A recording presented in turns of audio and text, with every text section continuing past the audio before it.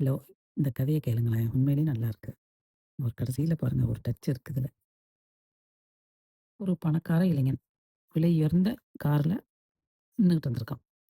ஒரு ஏழை சிறுவன் அந்த கார எட்டி எட்டி ஆசையோட பார்த்துக்கிட்டே இருந்தான்.